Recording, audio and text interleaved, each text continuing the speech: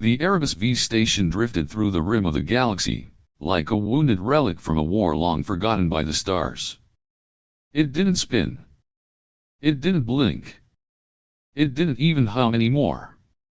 Its bulk, once a crown jewel of strategic warfare between the human alliance and the alien Nethri, was now little more than a derelict coffin floating in vacuum. The hull was scarred with micrometeorite burns and faint traces of plasma scoring, as if the universe itself had tried to erase it but never quite succeeded. No lights blinked on the outer panels. No transponders signaled its presence. It was silent. And for Kalis Thorne, that silence was a weapon.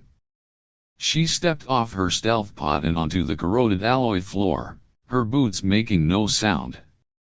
The temperature inside the docking ring clung to just above freezing, a stillness that made breath curl like ghosts in the air. Not that she needed to breathe often. Her kind had been modified for hostile environments, just like everything else about her. Kalis didn't sweat. She didn't blink unnecessarily. She didn't tremble, hesitate, or speak unless it was calculated. Her mission was simple. Destroy the cargo before the humans arrived. No witnesses. No evidence. No delays. She raised her wrist and glanced at the biomonitor, a glowing strip woven into her skin like a pulsing vein. It showed toxin levels optimal. Core temperature steady. Neural focus sharp. Everything within expected parameters.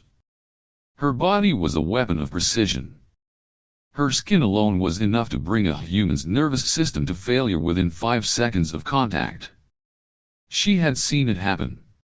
Watched enemies collapse with eyes wide open and lungs filled with foam. There was no cure. No mercy. That was the point. She was an Nethri infiltration class operative. Tier 1. And she was born built to never be touched. With silent steps, Kalis moved into the main corridor. The walls groaned with age, the old ventilation systems clicking like arthritic joints. Flickers of emergency lighting cast sickly red halos along her path, but she didn't need them. Her vision adapted. Her heart rate never shifted. Her body was cold efficiency. And then she heard it. A whistle. Soft. Cheerful. Human. It cut through the air like a fracture in reality. Kalis stopped instantly, her head tilting slightly. That sound shouldn't exist here. According to intelligence, the station had been fully automated. No crew. No life forms. Just a decaying husk used for off-record exchanges between governments that publicly condemned one another. The whistle came again. Faint, casual, almost carefree. She moved toward it like a shadow, soundless and slow. Her pulse stayed calm. Her breathing even. She didn't draw her blade, she didn't need it. If it was human, a single touch was enough. She reached the edge of the corridor and leaned ever so slightly, letting her senses stretch out first. There he was. A man. Human. He crouched at an open maintenance panel, half buried in wires and conduits. His jumpsuit was stained with grease and soot, collar stretched, sleeves rolled halfway up his forearms.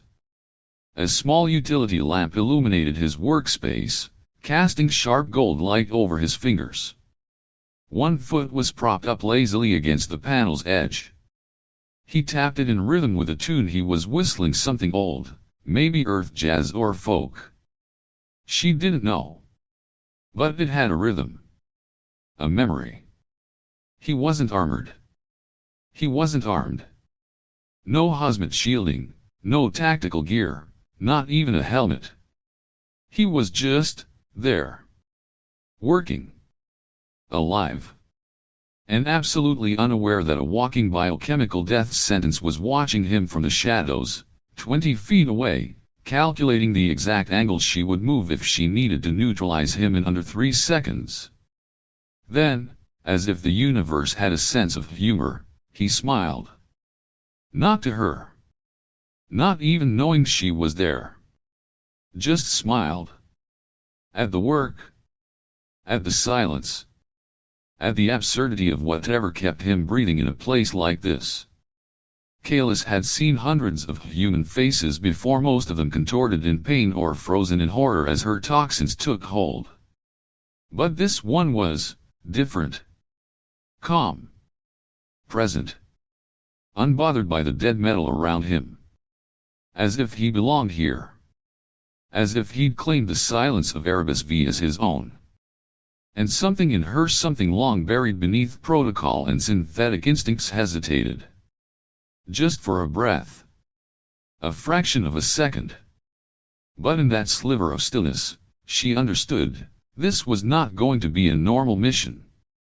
Kalis moved with the weightlessness of a trained ghost, her breath quiet, her steps precise, her entire presence reduced to a ripple in air. The corridor swallowed her shadow as she closed the distance. 30 feet. 20. 10. Her fingers flexed slightly, just enough to feel the micro-ridges of her skin's toxin-ready surface activate beneath the fabric of her gloves. She was prepared to strike. The kill would be clean, silent, irreversible. Then he spoke. If you're planning to sneak up on me, he said, voice casually amused, you might want to shut off your bio-tracker. It's throwing off my diagnostics from all the way over there. She stopped mid-step. Completely still. Her brain did the thing it rarely needed to, recalculated. The man hadn't turned around. Hadn't flinched. Hadn't missed a beat. He continued adjusting wires inside the open panel, as if talking to an old friend, or some half-imaginary voice in his head. And then, finally, he turned. Slow. Deliberate. His face was worn-creased with fatigue, touched by the kind of loneliness that either hollowed a man or made him strangely fearless. His eyes, though sharp and unshaken, met hers with a level gaze. Green skin. Bioluminescent patterns. Definitely Nithri. He leaned against the panel edge, arms crossed loosely. I'm Riven Hale. Lowest tier maintenance grunt. Last technician assigned to this rust bucket.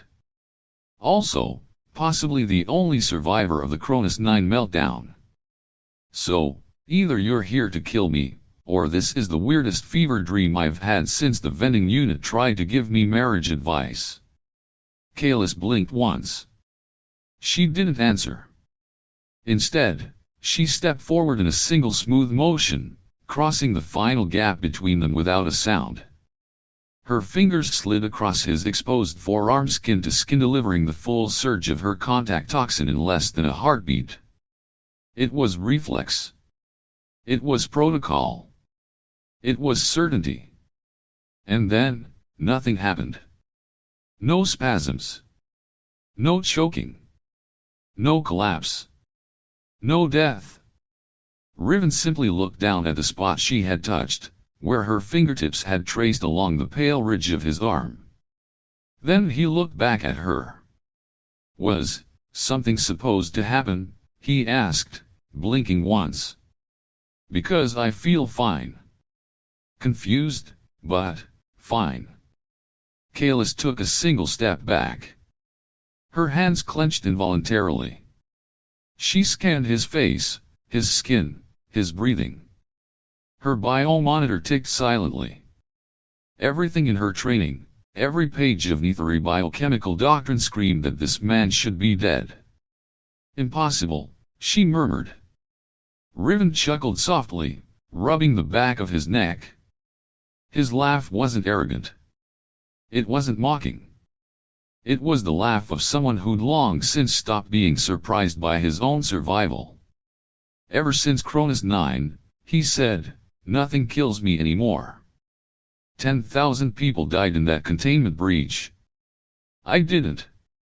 Not sure why. They ran every test you can imagine, and some you don't want to. My blood's weird now. My immune system eats things it's not supposed to. And people stopped looking me in the eye like I was human. Kayla studied him in silence. The toxin she delivered was active. Still glowing faintly under her skin, still awaiting feedback. None came. But something else did. A sensation that wasn't part of her design, something low and coiling at the base of her spine, spreading like heat from the point of contact. It wasn't an allergic reaction. It wasn't adrenaline. It was something else. Something shifting. Not in him but in her. Contact. Resonance. Response. It wasn't an attack. It was a handshake. A return signal. Her biochemistry stirred with unfamiliar data, the ambient charge between their bodies refusing to settle. She could feel her toxin glands recalibrating. Microscopic. Subtle. But real. She took another step back, but her hand hovered for a moment in the air, still tingling. Riven tilted his head, watching her with the same curiosity one might give a strange star forming in real time. "You okay?" he asked. "I mean, do I glow now? Or burst into spores? That'd be kind of poetic." She didn't answer. For the first time in her entire life, Kalis Thorne couldn't bring herself to finish a kill.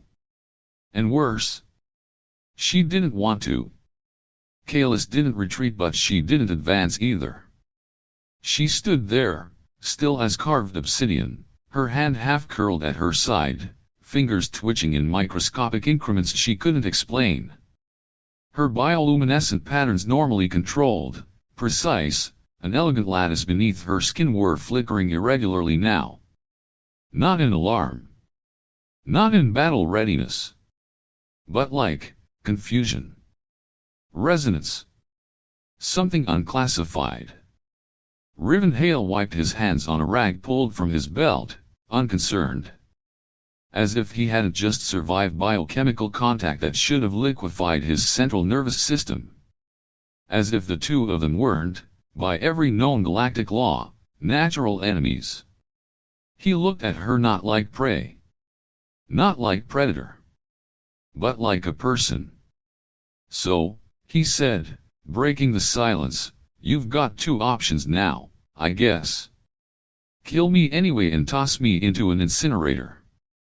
Or, you admit this is as weird for you as it is for me."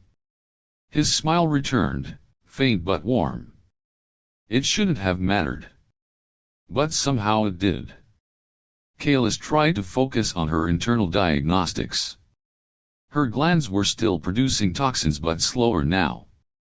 Adaptive rates were fluctuating. Neural activity was spiking in non-combat zones of her brain. Most disturbing of all, her skin was showing signs of hormonal stress response. Arousal markers. That was impossible. Netheri operatives weren't built for bonding.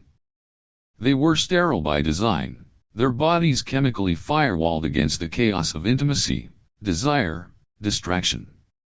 They weren't meant to feel. Not beyond purpose. But whatever this man was, he was triggering a biological event. One her creators never prepared her for. "You're changing me," she said, voice low. Riven raised an eyebrow. "Pretty sure you touched me first. No one's ever survived. Lucky me."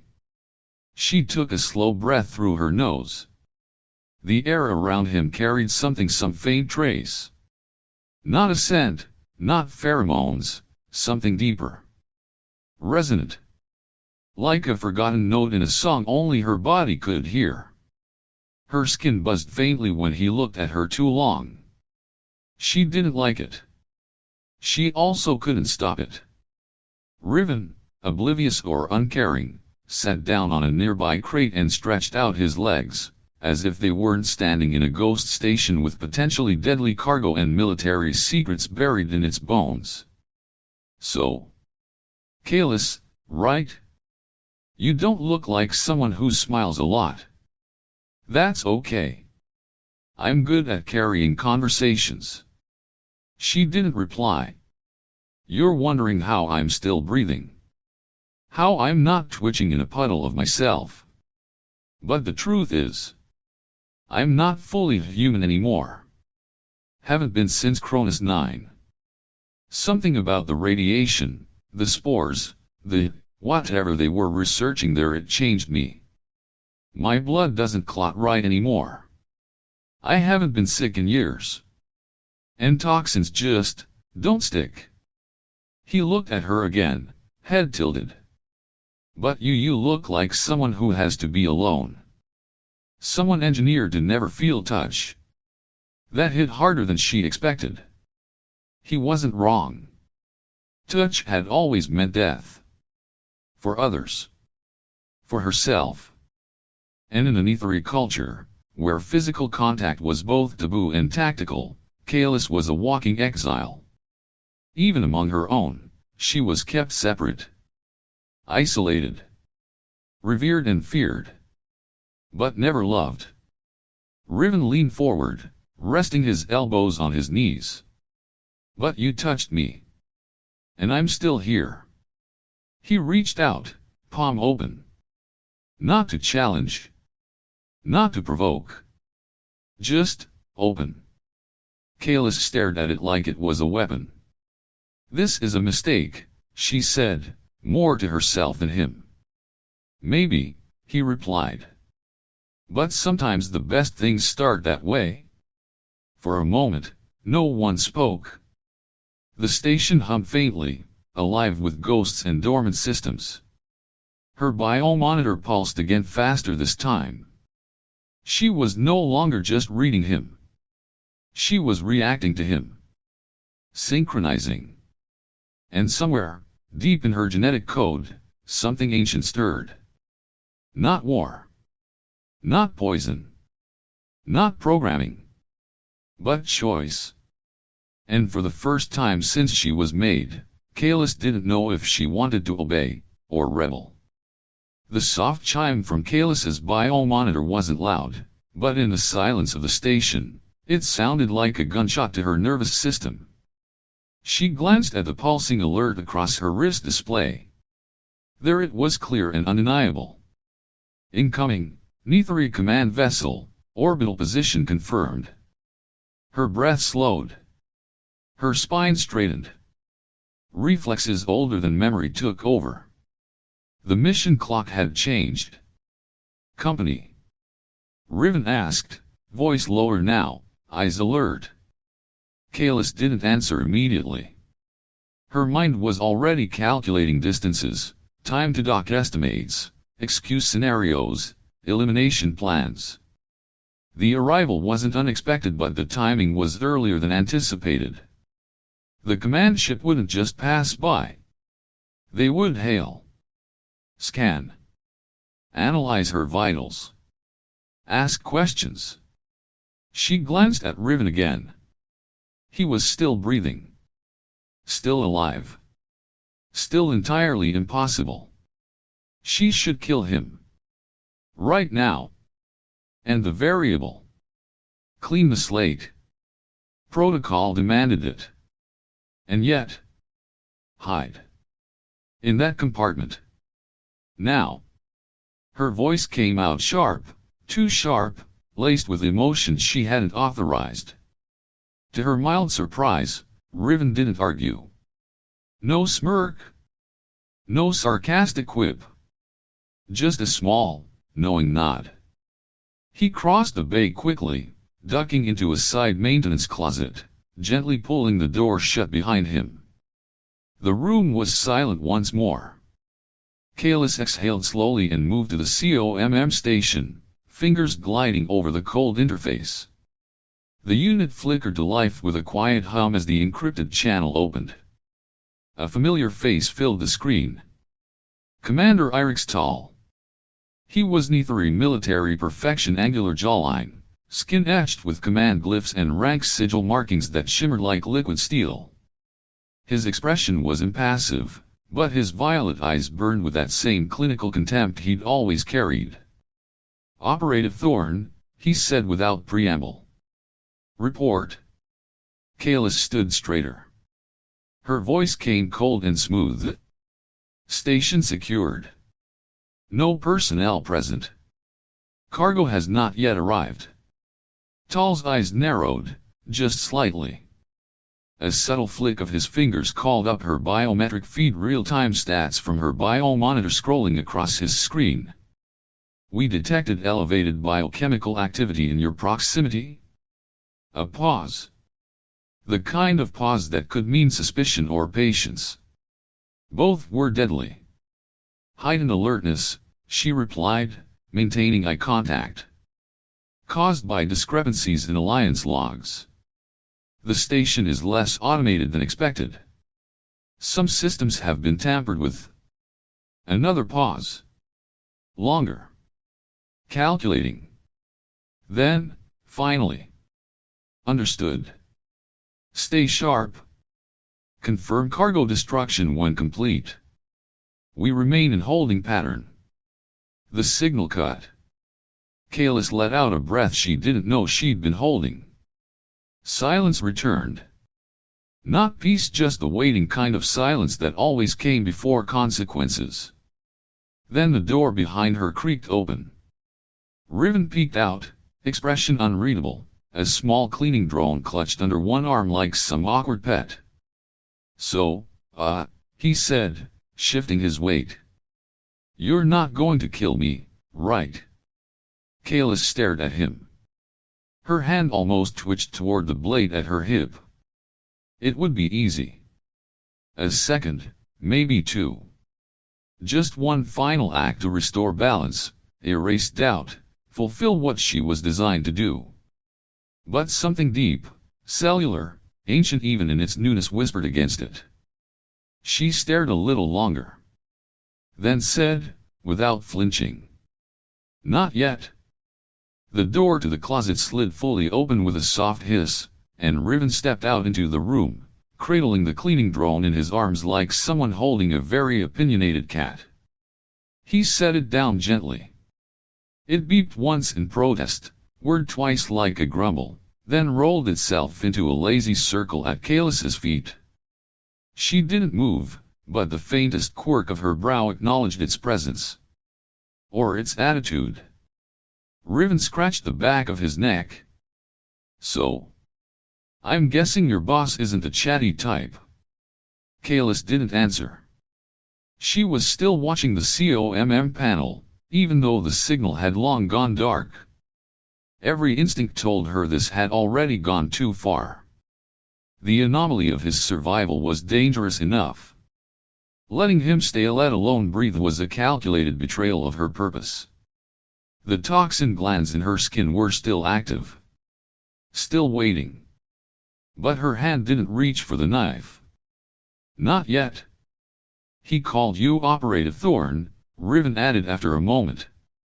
"Fancy title. I'm guessing that means you're high up in the lethal food chain." Kalis turned her head toward him slowly, her eyes cold, but no longer indifferent. "You're more useful alive than dead," she said at last.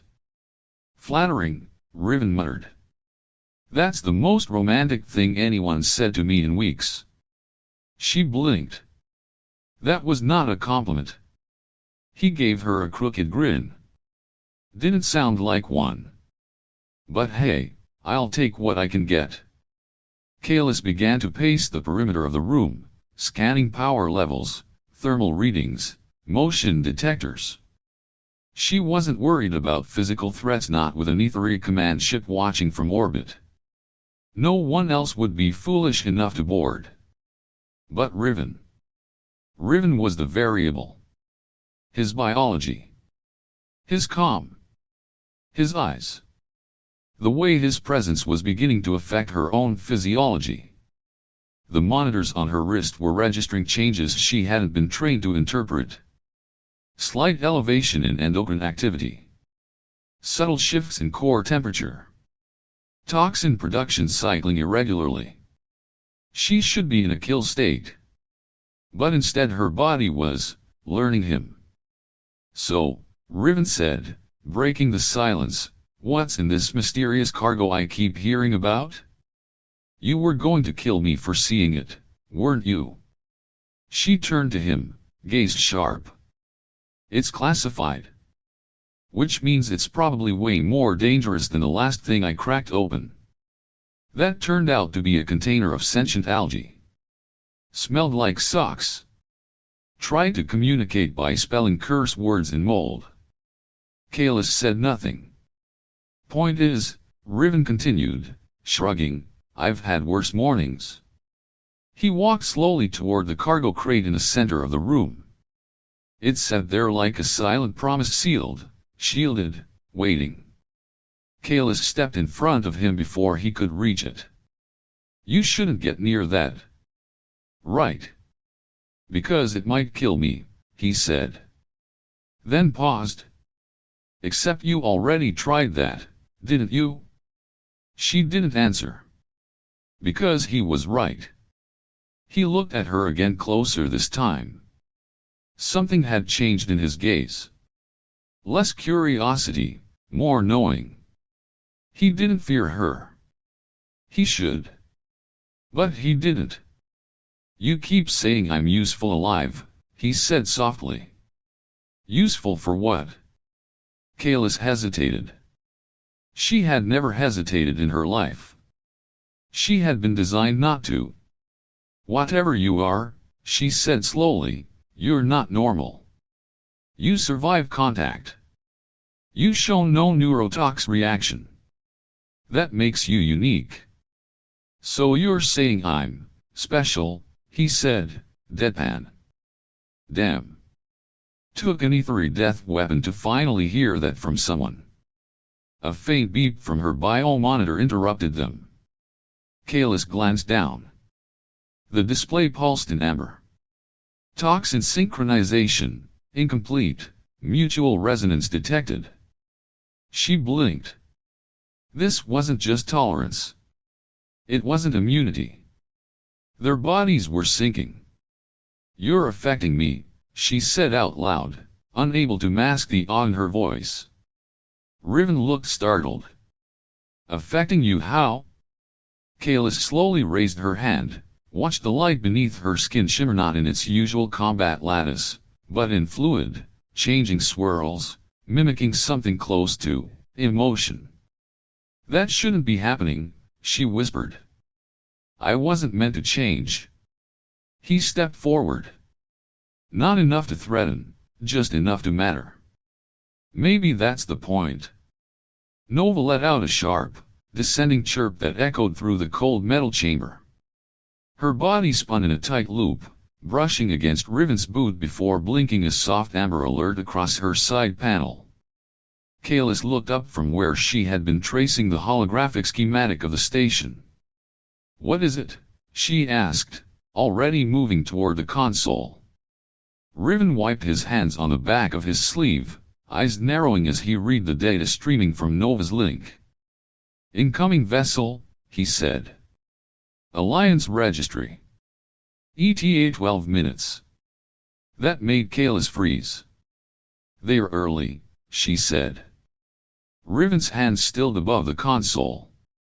"Alliance doesn't do early. Their ships move like religious rituals down to the second." "Something's wrong."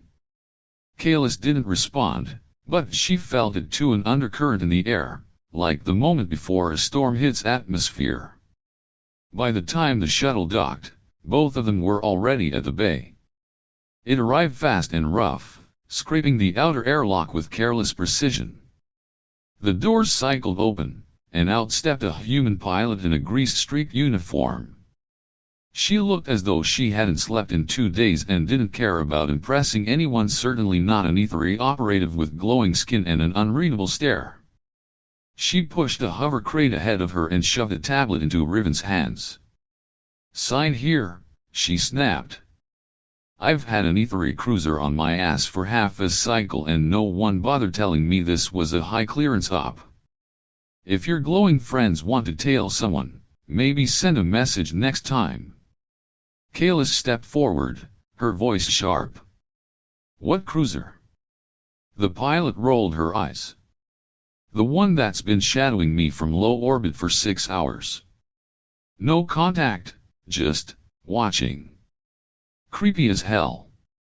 Anyway, I've delivered what I came to deliver. I'm out.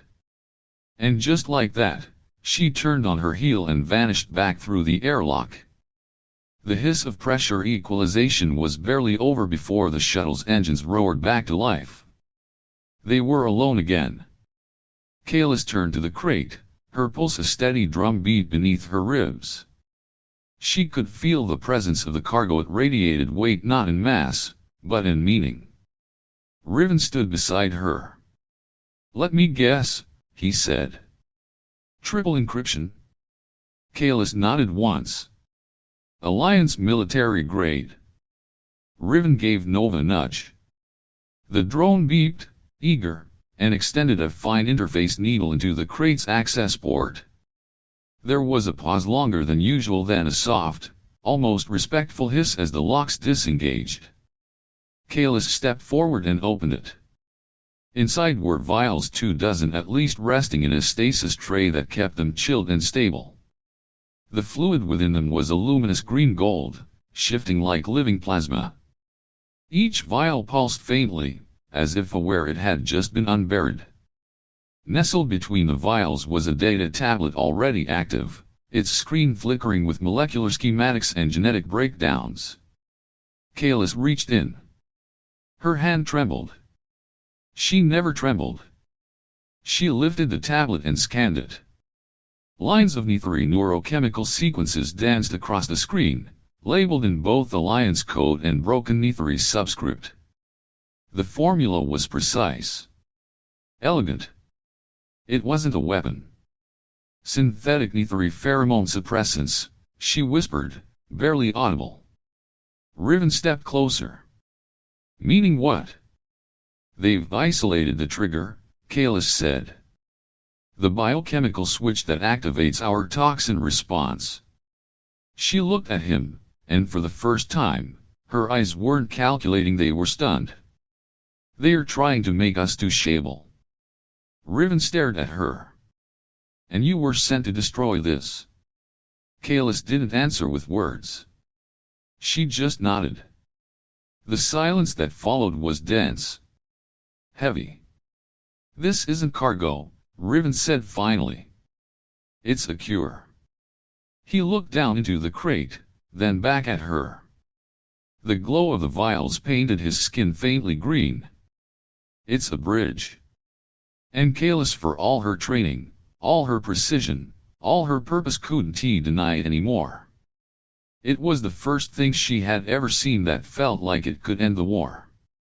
And the first thing that made her wonder if she had been on the wrong side of history all along. The vials glowed faintly in the half-lit lab, each one a tiny bottled star, softly pulsing with the same green-gold shimmer that now haunted Kalis's thoughts.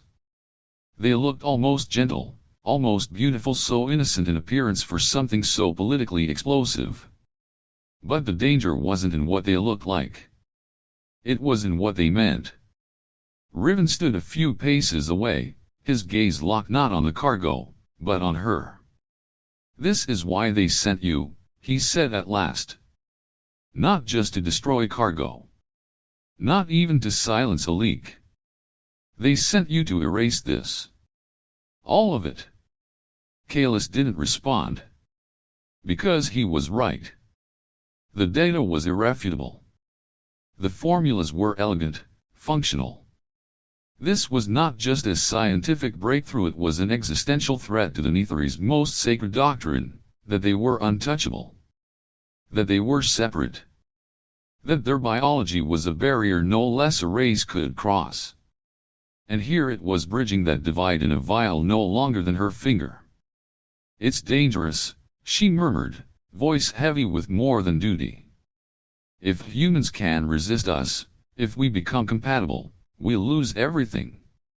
We'll lose the one thing that kept us above the war, beyond its cost. The thread of our touch is the balance. Riven stepped closer. Quietly. Carefully. His expression was unreadable, but his presence was undeniable, warm, grounding, real. Or maybe, he said, you gained something your people never thought to measure. She turned her head away from him, eyes drawn to the console, to the glow, to anything but the way his voice slipped past her defenses like water through fractured glass. But he didn't stop. You're not just a weapon, Kalis. You're changing. Ever since you touched me, your monitor's been fluctuating like a heart learning a new rhythm. And mine, well, let's just say I'm not exactly human anymore either. She flinched at that. Not visibly but inside.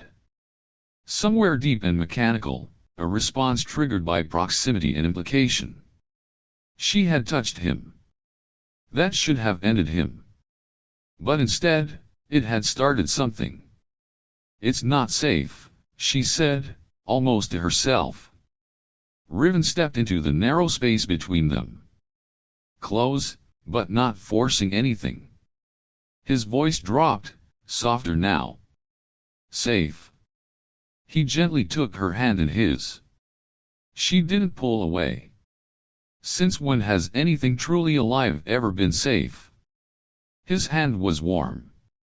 Steady. Human in form, but no longer in signature. Her biomonitor confirmed it, just a whisper of alert at the edge of her sensors. Something in him was adapting. Responding. Answering her, biologically. She looked up into his eyes. He didn't flinch. You weren't sent just to destroy that research, were you? He asked, his voice calm, but filled with quiet certainty. She hesitated. Then exhaled. A slow, shuddering breath that sounded less like submission and more like release. I am. EP-0, she said. Experimental Prototype 0. The first of my kind. Not born. Engineered. I wasn't just made to kill. I was made to trigger evolution. Or extinction. Through touch. Riven blinked, startled. You're the prototype. She nodded, slowly. My contact either kills, or rewrites. I've been tested on hundreds of species. They all died. Until you.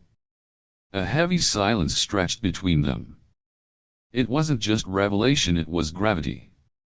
Two lives pulled into orbit around one impossible fact.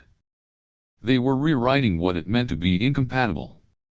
And the cost of that rewrite was everything they'd ever been taught to believe.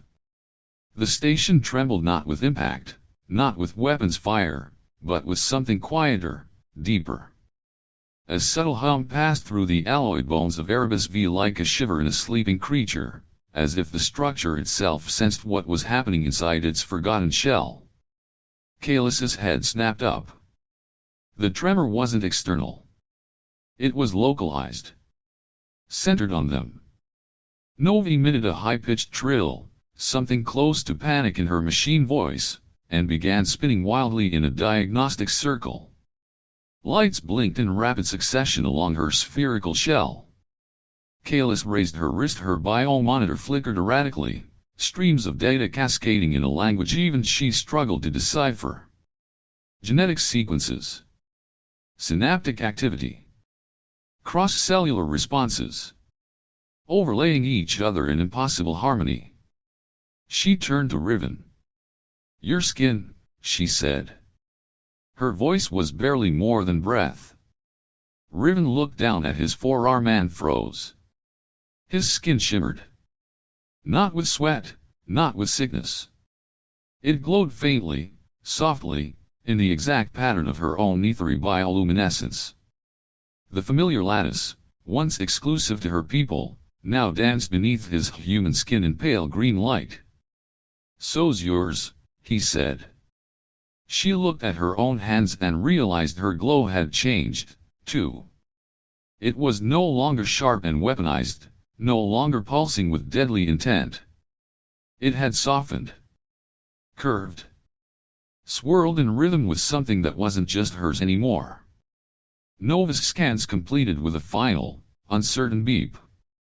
Then she projected the results into the air between them, letters and figures forming like constellations. Symbiotic fusion, 43% integration. Kalis stared at it. Then at him. Riven exhaled a breath that misted faintly in the cold air. "We're becoming something new," he said, his voice calm but trembling just beneath the surface. "Not human. Not Netheri." Kalis didn't answer immediately. Because she didn't know what she was anymore. She had been designed for control. For precision. For cold, biological efficiency. Her touch had always been a sentence, never a bond. She had lived her entire life isolated by necessity, a weapon sealed in flesh. No one had ever touched her without screaming. Until now. And now, that touch had become something else entirely. Something that shouldn't exist, she whispered. But she didn't move away from him. Didn't hide. Didn't reset her systems or issue a call for extraction. She stepped closer instead slowly, as if drawn into orbit. And Riven, who should have been her opposite in every way, didn't retreat. They stood there, two impossible creatures bound by accident, evolution, and something dangerously close to faith. Neither of them wanted it to stop. Because whatever they were becoming, felt right. The first sound wasn't a blast or a siren. It was a scream. Not human. Not mechanical. But biological. Kalis's biomonitor lit up in a pulse of violent red, its interface flashing with a shrill warning that burrowed into her skull. Her wrist felt like it burned as the data streamed faster than she could read. Signal intercept. Netheri command override. Alert priority, internal contamination. And then the COMM systems across the station flared to life, washing every corridor with a voice sharp enough to cut metal. Operative Thorn. It was Commander Irixtal. Your condition has been deemed a threat. Genetic contamination confirmed. Unauthorized hybridization. You are in violation of Directive 0. There was a pause. I see. Clinical, final. You are hereby designated a rogue element. Riven looked at her. He didn't need to ask what it meant. They weren't agents anymore. They were targets. Kalis clutched the data tablet against her chest like it was a lifeline. The research, the cure, the bridge, the only thing that could change everything was now a kill-on-sight directive. Her mouth was dry, but her voice was steady.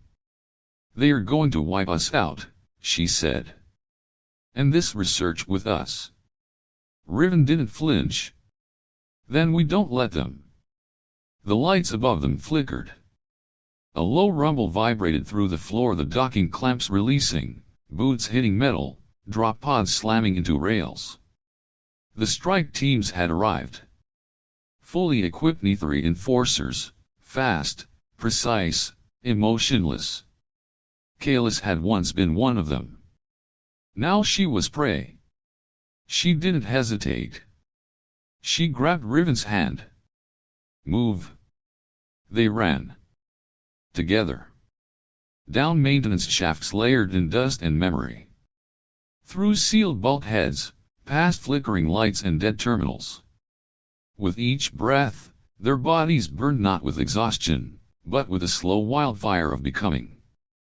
Their limbs moved in sync, breath and blood harmonized like two instruments learning to play the same song. They didn't need words. They were already connected. Ahead, Nova zipped down corridors, scanning vents, mapping exits, pinging safe zones in bursts of frantic digital chatter. She led them through abandoned wings, collapsed storage decks, even past a forgotten cryo chamber that still pulsed with phantom life. Behind them footsteps. Netheri's strike boots didn't echo. But Kalis knew the rhythm. She'd walked that rhythm her whole life. Now it hunted her. Riven pressed a hand to the side of the wall, triggering a half-buried vent access. "We've got one chance to get around them," he said. Kalis didn't argue. She followed. They were fast. But what was happening inside them, the change was faster. Her glow had shifted again. Riven's eyes were beginning to show faint traces of Netheri's sheen. Their neural rhythms were beginning to synchronize so tightly that Nova stopped scanning them separately. She had begun registering them as one life form. They weren't just bonded. They were converging. And now, the galaxy was trying to kill them for it. The corridors narrowed, then opened again into a wide, darkened chamber nestled deep in the station's core, one of the old science bays long since decommissioned. Dust curled in the air like memory, drifting lazily through the flickering half-light. Monitors pulsed faintly along the walls, glass screens covered in a web of dead code and half-awake systems rebooting from backup power. They had found a sanctuary carved from forgotten research. The door sealed behind them with a low hiss. Nova hovered in slowly, her shell dimmed to reduce detection. She pulsed a low-frequency scan across the room, then turned her sensors back on the only two life forms that mattered. A soft chime. Integration, 61%. Neurological bridging, initiated. Kalis stepped back, her breath catching. It was no longer theoretical. "We're sinking," she said, voice distant, less from fear, more from disbelief. "Our thoughts. Our instincts. I can feel my neural patterns, adjusting to yours." Riven was standing near the lab bench, his fingers brushing across a shattered hollow slate, but he turned when she spoke. His expression had changed, no longer surprise, no longer curiosity. Recognition. "I know," he said.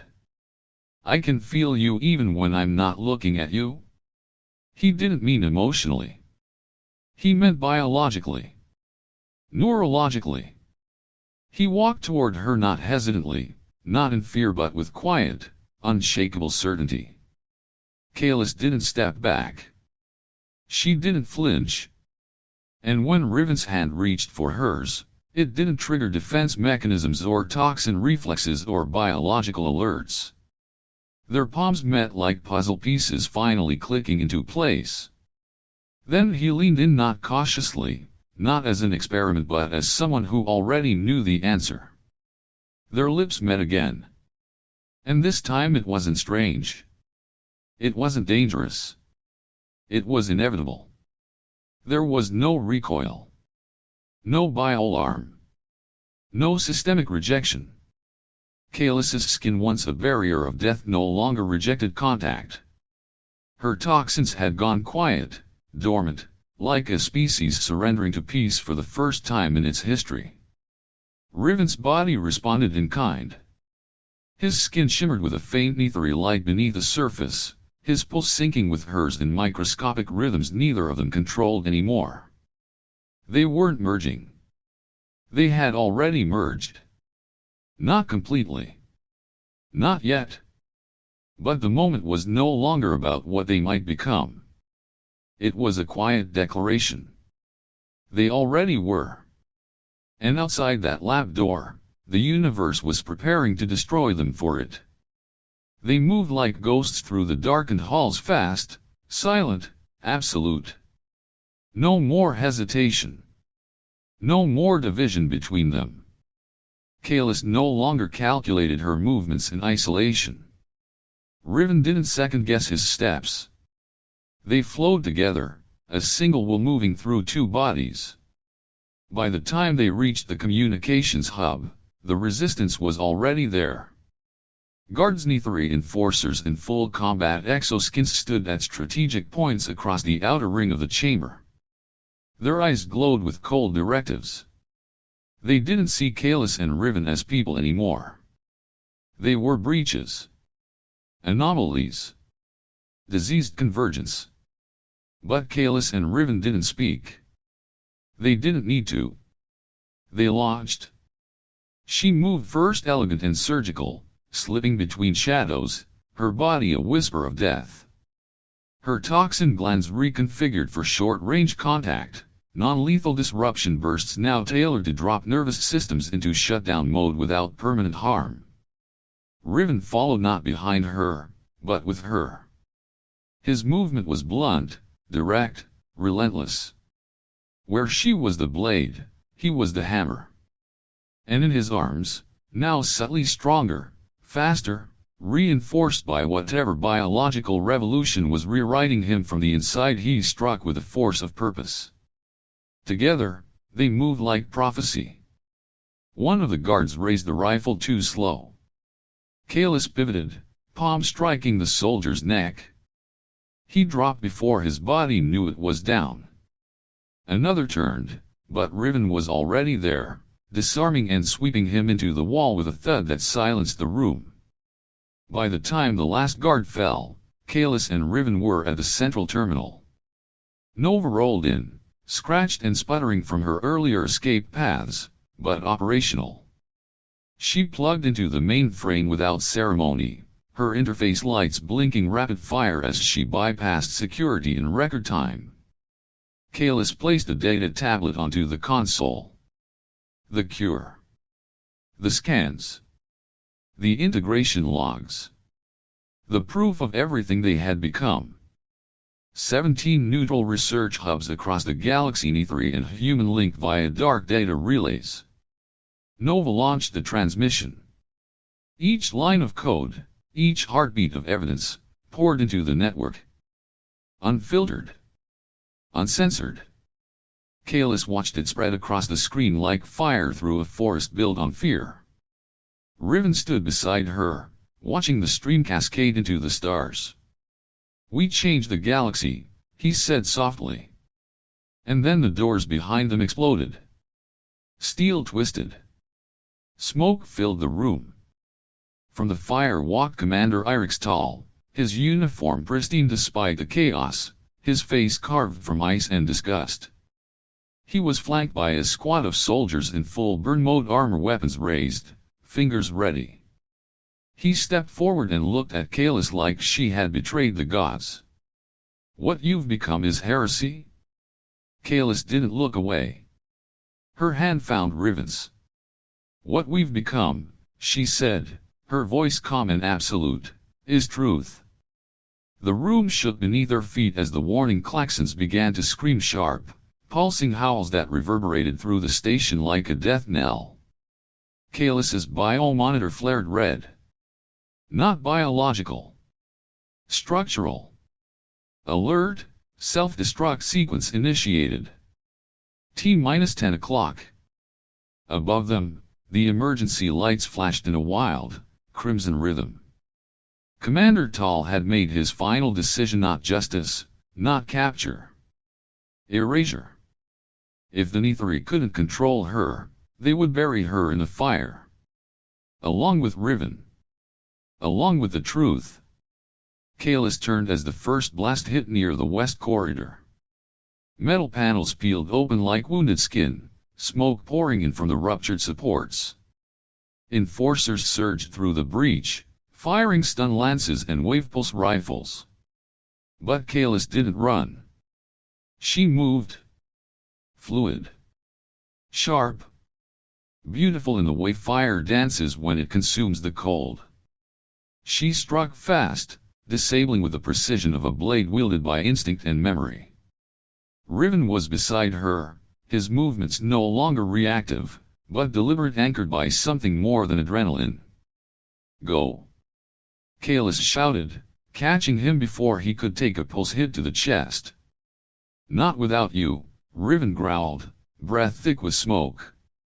Across the room, Nova sparked, one leg dragging, one optic dimmed. She rolled slowly bravely toward the main COMM station again, body limping like a wounded creature refusing to die before her job was done.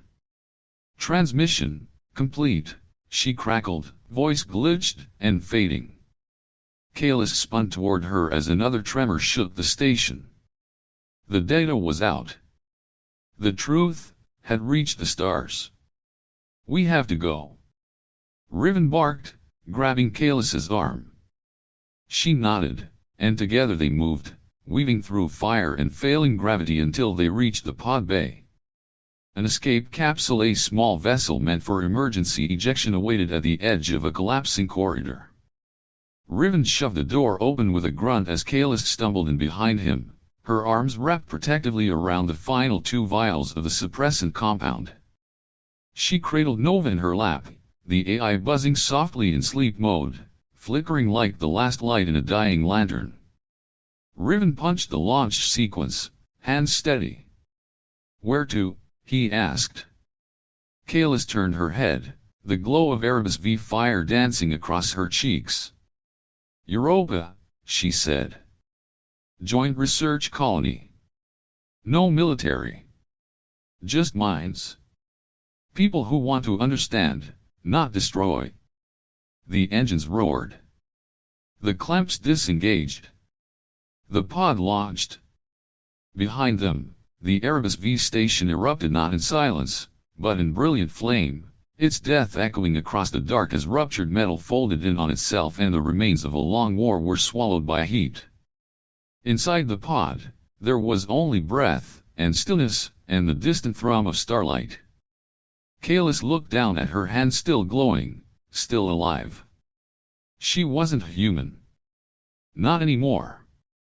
Riven reached out, laced his fingers through hers without hesitation. They didn't speak. They didn't have to. They were no longer one species or another. They were something new. And they were finally free. 6 months later. The skies of Europa shimmered. Kalis stood at the edge of the observation deck. Her skin was no longer just nethery. It pulsed with human rhythm, carrying patterns from both lineages. Riven joined her, his arm sliding around her waist. Nova, fully repaired, hovered beside them, projecting updates. 43 integration cases detected. Fusion program approved. First nethery human children to be born within a year. They looked out toward the stars. Once divided.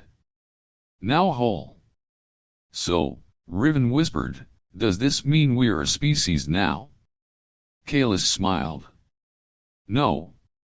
It means we're the first, of something better." And they watched as 2 ships, one human, one nethery, docked together for the first time in history. Side by side. Like them.